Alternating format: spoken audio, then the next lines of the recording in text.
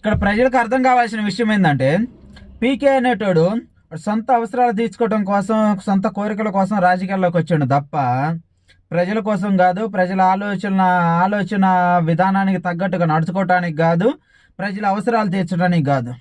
ఈ విషయాన్ని ప్రజలు అనేది అర్థం చేసుకోవాలి. కొంతమంది అర్థం చేసుకోకుండా పిచ్చ నాకుడుకులాగా చేయగొడతా ఉంటారు. వాళ్ళ కళ్ళ ముందు జరిగేది ఏం జరుగుతుంది ఏందనేది చూసినా కానీ వాళ్ళకి ఆలోచన అనేది ఉండదు, అర్థం చేసుకోలే. కానీ ఆ రెండు విషయాలు ఏంటంటే, ఎప్పుడైతే డిప్యూటీ సీఎం అయిండో, డిప్యూటీ సీఎం అయిన కాడి నుంచి ఇష్టం వచ్చినట్టు సినిమా టికెట్ రేట్లు పెంచుకొని మళ్ళీ అది కూడా మీరు అడిగారు కాబట్టి మీ ప్రజల కోసమే నేను రేట్లు పెంచినానని చెప్పిండు. అది అర్థం చేసుకునే తలతోక లేని కొడుకులు చేయగొడతా ఉంటారు. ఇంకో రెండో విషయం ఏంటంటే, వాడు వయసులో ఉన్నప్పటి నుంచి మార్షల్ ఆర్ట్స్లో కుంపులో ఉన్నా సరే ఎప్పుడు అవార్డులు రాలేదు. కానీ డిప్యూటీ సీఎం అయిన తర్వాత ఎత్తుక్కుంటే అవార్డు వచ్చింది. దీన్ని బట్టి అర్థం చేసుకోండి, వీళ్ళు ఏ రకంగా డబ్బును అడ్డం పెట్టుకొని, అధికారాలను అడ్డం పెట్టుకొని అవార్డులు కొనుక్కుంటారనేది.